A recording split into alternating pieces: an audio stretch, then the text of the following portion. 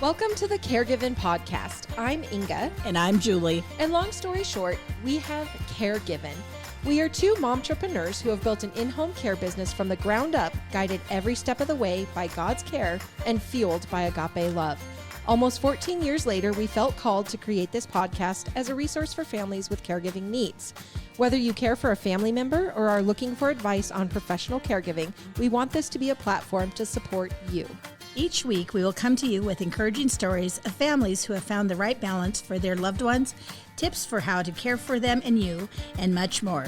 We hope you continue to join us each week as we share in this exciting new journey together.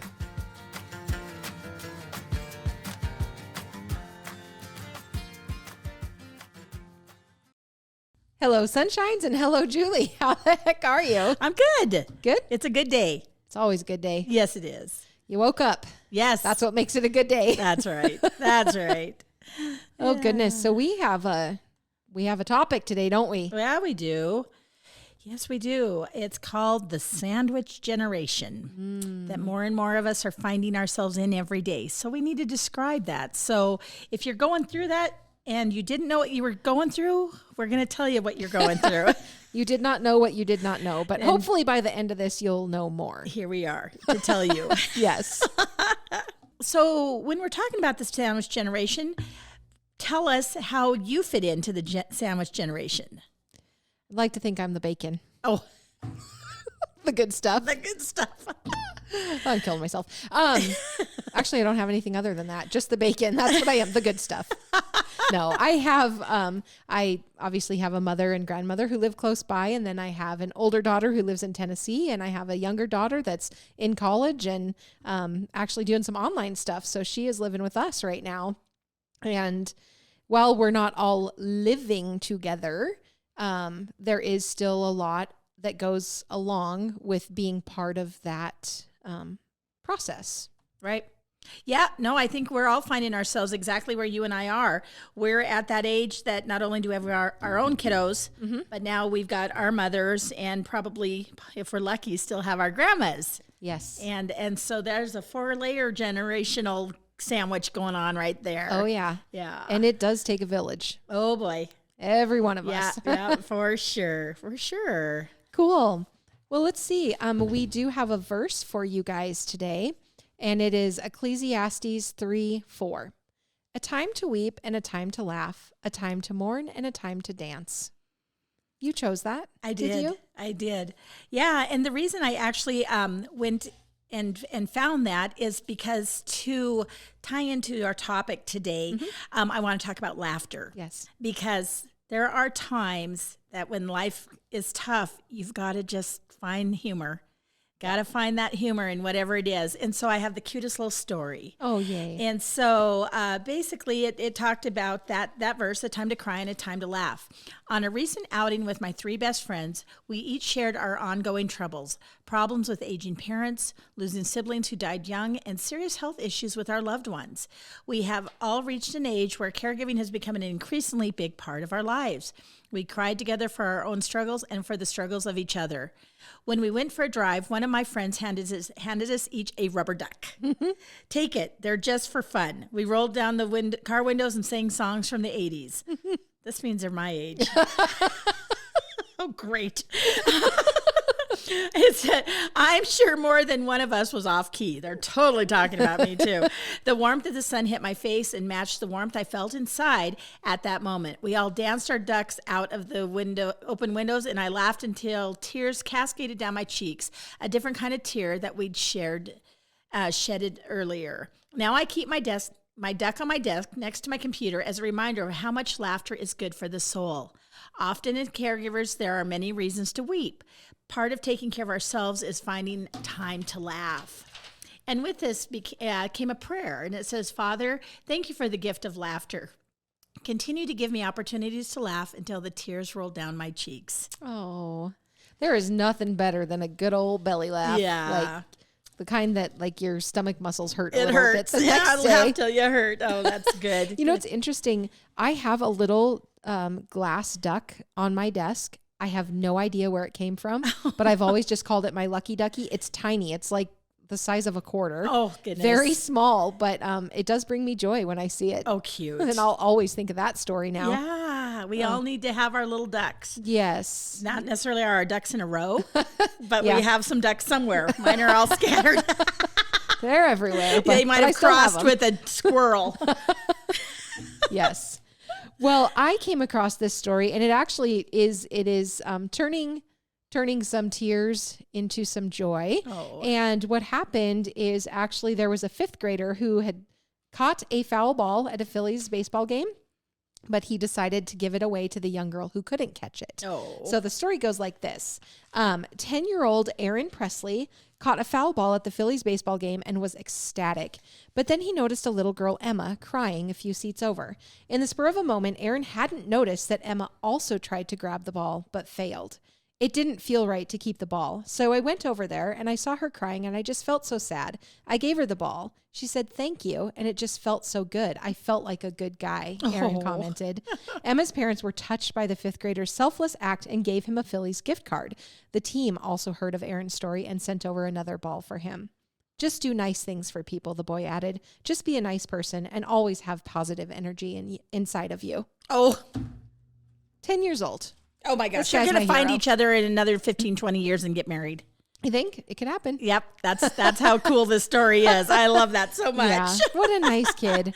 It always reminds me. And I love that this is part of our podcast, talking about those uplifting stories, because it Yeah. reminds me how much good is out there. Yep. It's right there next to you. You just have to look sometimes. Yes. Good. So if you're listening and you have a verse that you would like to share with us or an uplifting story, please get those submitted to the caregivenpodcast@gmail.com. We would really love to hear from you and tell us why it's meaningful to you. Or maybe if you don't have a reason, it just hits you and you want us to add a spin on it, we'd love to do that as well. So send those into the caregivenpodcast@gmail.com. Yes, do it. All right, Jules, the sandwich generation. Yeah. How many of the people that ask for our care in home care are stuck right in the middle of a sandwich generation? Yeah. And how many of them are not prepared? A lot. Yeah. I think it's important to kind of give our listeners a description of what we're even talking about. So Right. The sandwich generation, as the elderly population grows and a new crop of young adults are financially struggling to attain a solid financial foothold and trying economic times, individuals sandwiched between aging parents and adult children are adequately referred to as the sandwich generation. This is because they are often put in the position to care for both their children and parents simultaneously, and this support is often both emotional and financial. So did you know that when I first heard the sandwich generation type verbiage, I was like, who the heck came up with that? But it is used so much now that it's actually now in the dictionary. I know. That's crazy. Yeah, it looks like it was put in 2006. So it's been around for a while. It's been around for a while. So back to those people that give us a call. They've all of a sudden their father took a fall and he's in the hospital, or had a stroke, and all of a sudden he was so independent and they didn't have to worry about him. They just check in and have dinner together, whatever. But now they're literally having to try to take care of him. But on top of that, they've got their own family to keep going. Plus they work, all of the daily struggles. Yeah. So let's talk about the stresses and strains that can bring. Well, real quickly, I just wanted to give you a little bit of a demographic on the sandwich generation. And basically, it accounts for about 47% of adults in their 40s and 50s who have a parent that is 65 or older and are also raising a youngster and supporting their own grown children. In fact, 1 in 7 of these adults are financially assisting both parents and 1 or more children. However, there are many scenarios in this situation, and aging and elder care expert Carol Abaya offers 3 different roles those in the sandwich generation typically fall into. And these are actually very, very clever. So there's the traditional sandwich generation, and that's adults that are typically in their 40s or 50s, sandwiched between what we said, the parents and their adult children who both need financial or other assistance. Yep. Then we have the club sandwich generation. Older adults in their 50s or 60s who are wedged between aging parents, their adult children, and possibly grandchildren. This term can also refer to younger adults in their 30s or 40s who have younger children, elderly parents, and aging grandparents. That's that 4 generations that we were just talking about. It is. Yep. Yeah. And then the open face sandwich generation. And that's anyone who's non-professionally involved in elder care, which is an estimated 25% of individuals at some point in their lives. It sounds like we're all in it together. Yeah, we're part of it. One way or another. Oh gosh. Every one of us. Oh my gosh. Yeah. Yeah, so stress factors that you were talking about, well, the number of Sandwich Generation's members have increased dramatically. Statistics show that the financial burdens associated with being responsible for multiple generations are rising. And interestingly, it's not primarily elderly parents or grandparents that are posing the burden, but rather the adult children. Oh, interesting to think about. Oh my gosh. I was shocked at the statistic that almost 30% of 25 to 35-year-olds reside with their parents. I that's a big number. It is a big number. Yeah. And let's step back just a second. Now, there are some different groups of people that's how they live regardless. Oh, sure. Multi-generational, that's what they do. That's all good and fine. This is the people that's not typically the norm. Right. Yeah, I would agree with that. There are a lot of people that live in those types of environments or scenarios, and that's how they have elected to, and everybody's contributing on whatever level. But there are some that it just becomes so financially burdening. And not just financial, but emotionally. Yeah. Oh boy. Yeah. So in a situation like that, let's just, my mother, I'm sure she just is delighted every time that she listens to us, because I use us as an example. Sure. And I like to do that because it shows people not only do we run a business where we can help people, but we're also living it. Oh, yes. And we totally get where they're at. We have the empathy, we get it. And we understand how hard that is. So, for so long, Mom's got there's 4 girls, and she was the closest one that was close to Grandma. Yes. And so, one of her things was running Grandma to the doctor's appointments, getting groceries, this, that, and the other. And the other kids that live further would take turns doing what they could. But then Dad started to get sick. So the other siblings started working more with Grandma. Mother focused more on Dad. Then my sister and I and brothers looked at Mother and was like, Dad's being taken care of really well, because the ultimate caregiver in the world is my mom. Yes. And so we knew that we needed to take care of our mom, right, as she took care of Dad. Yep. But all of us also had our own families with growing kids, sports, our ranches, or whatever our other side stuff was. And boy, we're just all busy trying to be good people, trying to make sure everybody's taken care of. Yeah. So that's a classic example of how crazy it can get so fast and so easy, and everybody just kind of jumps in there. Yes, and I think that when you think about some of these sandwich generations and the living scenarios, even where adult children are there, I think there are ways that everyone can contribute to be part of the process. Right. And I've often said that about my own family. I don't necessarily live with Mom and Grandma. I have a certain skill set that I can bring to the table when they need things. My brother lives closer by them. He has a different skill set. Uncle Andy, Aunt Janice, they're out of area, I guess. But we're all able to say, okay, I can bring this to the table. I can bring this to the table. Yep. And the important thing for us is making sure that not one person, although I can't really say that because my mom she's it. She's Superwoman. She's just doing a phenomenal job. But the idea or the hope is that it's not all just landing on one person, that while we are caring for each other, we're helping each other. Yeah, that's really good that you say that, because it's something that I, as a standard, when people call in and are asking for a home visit, one of the first things that I will ask them, besides diagnosis, what's going on, what are you thinking that you need? I say, okay, who else is in your village? Right. Who are the siblings? Is there sisters, aunts, uncles? Who's going to be helping with this situation? Because right then, exactly how much you're going to be dependent on to help this family. And one of the biggest things that people don't think about, and it's easy cheesy, is get out a calendar and find out who the people in your village are going to be, and then get that calendar out and just say, this is what I can do. This person doesn't live here, but they're going to coordinate this, this, and this, and go from there. Yeah. But that calendar is a visual for everybody, and it's really huge. Yeah. And then what happens is if they need extra care, then they call someone like us, and we plug in those holes, and that's how we become part of the village. Yeah, absolutely. Yeah. But people don't think about just the slow down, take a breath. What are our strengths, and how can we each help when we're stuck in this sandwich together? Yes. Be the bacon. Be the bacon. I like bacon. So something that, there's a lot of stress that can go along with it. Yeah. And with a lot of stress going on, people in the sandwich generation can often experience caregiver burnout, feelings of depression, of guilt, of isolation.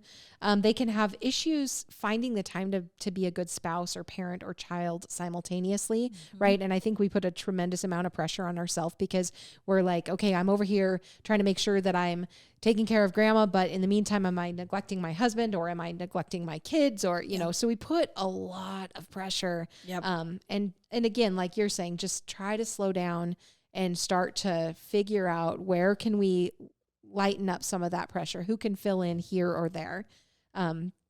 People can have trouble managing work, hobbies, relationships, even time for themselves.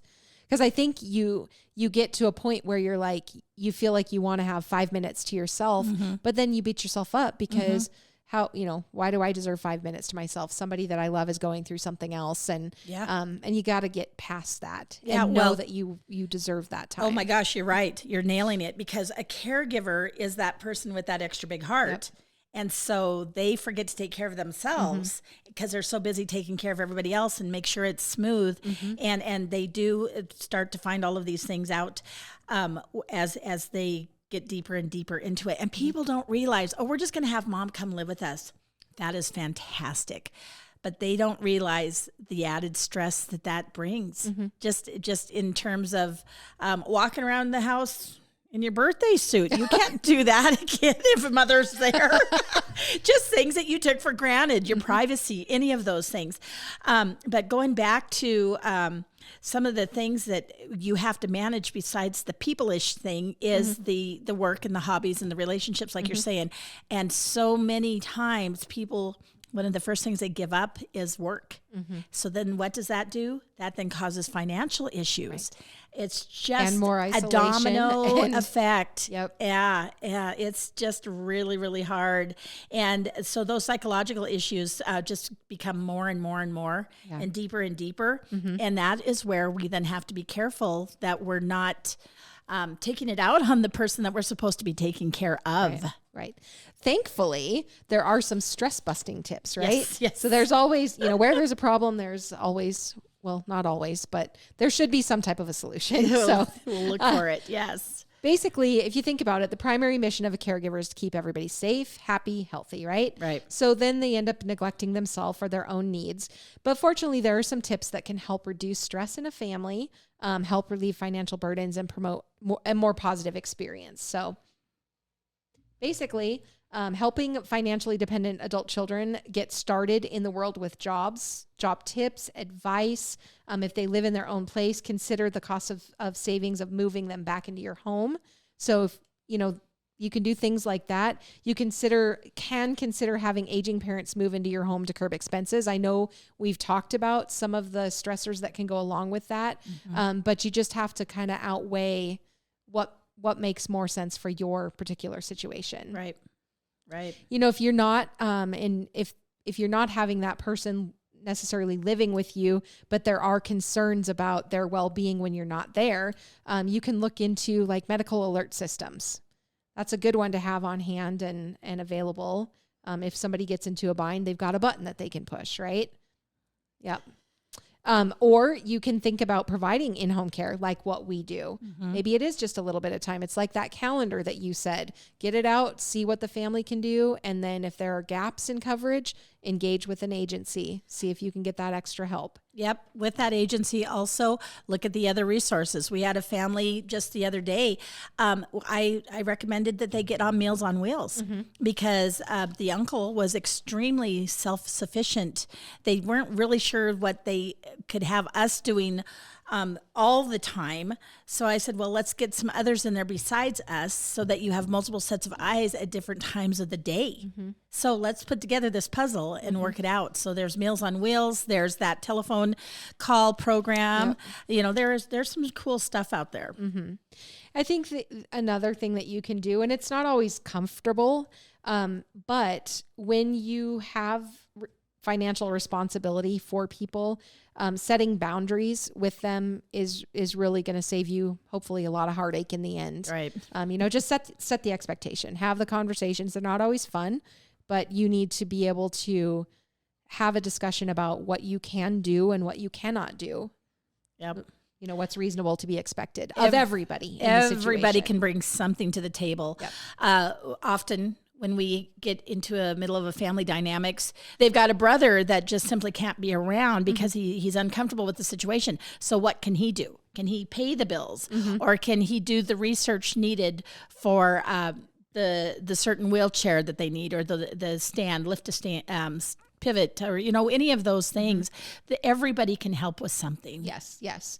Always keeping the doors of communication open concerning expectations of family members and their feelings, and always attempting to resolve any issues that come up to be able to keep the overall stress levels down. It's really important to just have those conversations. Yep.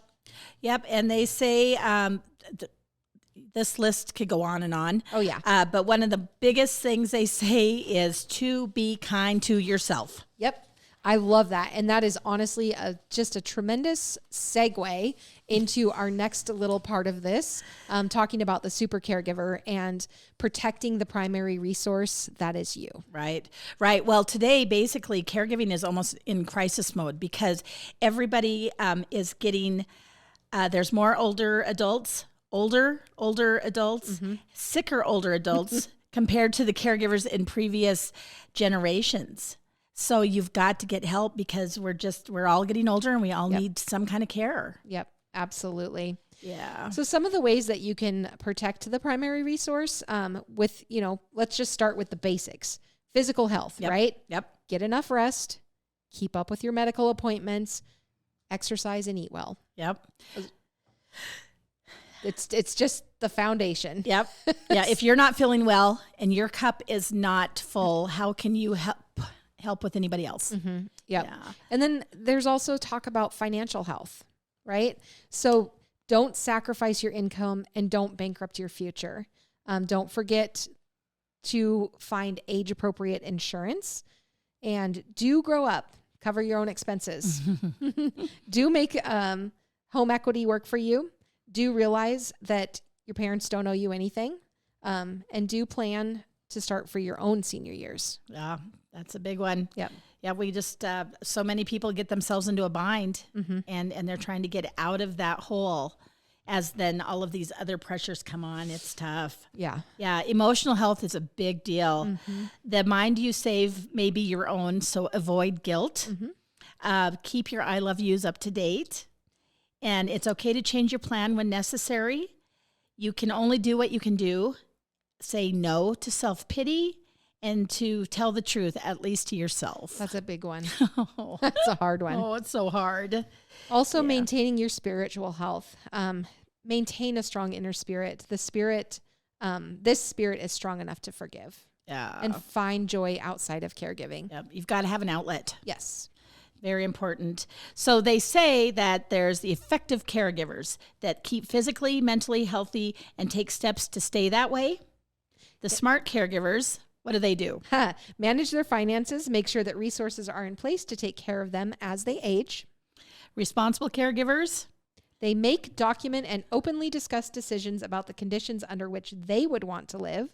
Strong caregivers, strong caregivers understand that they must fill up before they can pour out. And successful caregivers treat themselves to the activities they enjoy, and they share their talents with others. Oh, that's awesome. Yeah. We have lots of calls where somebody is taking care of a parent and they get invited to a wedding. So it's going to be a 3-day weekend and they are so excited, but they're so nervous to leave their person. Yep. But if you find an agency like us, we're happy to jump in there and you can leave and have those days and do it. You have to do it. Yes. Because you'll come back better. Yep. You'll be refreshed. You'll be able to hit your responsibilities again, but take that day, take that 3 days, do it. Nice. Yep. Yep. And the last thing that we're going to leave you with is, and we'll actually have this on our show notes. So if you want to go, because it's something that you can actually fill in if you're dealing with a particular disease. And it's kind of a 20 things to remember if you love someone with blank, right? Yeah. So that means that it is open to everything. First, be educated about the disease, if it is a disease. Second, be realistic in your expectations for yourself and your loved one. Develop predictable routines and schedules. Do not argue with your loved one. Don't underestimate the power of good nutrition. Give them independence when possible. Have fun. Maintain a current list of medications. Meet your loved one in the now. Plan daily time for physical exercise. Rely on family members and other loved ones when needed. Take advantage of the time you have left with your loved one. Your words and actions matter. Remember that the person is more than the disease. Take a deep breath. Take care of yourself. Take immediate action. The disease is responsible for their mood and personality changes. Understand your own emotional and physical limitations. Use every method of communication to reach your loved one through the disease. Have a bite of something sinfully delicious. Take a bubble bath. Read. Yes. Get a massage. Buy yourself some flowers. Take a walk. Go shopping. Oh, there you go. My Bailey would love that one. Yes. Oh my gosh, you guys. I just love it when we can talk about topics like this that are, I think the more you know, the better prepared you can be. Mm-hmm. And, if you're not currently in some type of a sandwich generation situation, you probably will be at some point in your life. So, and self-care, it's absolutely vital. It really is. Yeah. So I came across, I should say, the grandma saying for the episode. It's so and good. First of all, I actually forgot to say, because I have two. I have a personal one that I want to put in there, and it actually it's in relation to Thanksgiving, which has come and gone. Yes. And I'm fairly certain this started with my Aunt Janice, and it's a term that hopefully I don't get into too much trouble for saying on the air, but it's that time in life when your pants are getting a little snugger than they were. The holidays. And you have to reflect back and realize that you may have reached critical ass mass. So thank you, Thanksgiving, for that. And Thanksgiving is one of those that I wear my potluck pants too. So they're the stretchy pants. So there's room. Yes. For one more piece of pie. Yes. So this one, this quote that I found, I think it's hilarious because it doesn't matter who you are, right? Grandparents are grandparents and they're just going to tell it like it is. Yep. And this happens to be a quote from Brad Pitt, who I'm assuming everybody knows, the actor Brad Pitt. So he says, I phoned my grandparents and my grandfather said, we saw your movie. Which one? I said. He shouted, Betty, what was the name of that movie I didn't like? Honesty. Yes. You can always count on honesty. Oh, yes. They will tell you it's straight from the hip. Yep. That's well, awesome. Thank you guys for listening. And, please go and subscribe. You can do that on Spotify, on Google Podcasts, Apple Podcasts. You can watch us on YouTube. Leave us a review. Share us with a friend. Join our Apaga Care and Share Facebook group to join in the discussion. Any way you want to reach out to us, email us at thecaregivenpodcast@gmail.com. We just want to hear from you. We really do. And that's another outlet. Mm-hmm. Our Apaga Care and Share. Yeah. If you have something going on, reach out and ask. Let's get a discussion going. Yep. You don't have to go somewhere. You can just get into Facebook and find a group and talk about something that you're struggling with because somebody's been there. They've done that. And the thing is, we love a challenge. So if you come to us and it's something that we have not yet dealt with, we're going to try to find you or connect you with someone who has. Oh my goodness. Absolutely. We love that. Just know that we're here for you too. You bet. Build that village. Yes. All right. And speaking of sandwich. Is it that time? It's lunchtime. Awesome. Peace out, Girl Scouts. Take care. Have a good day.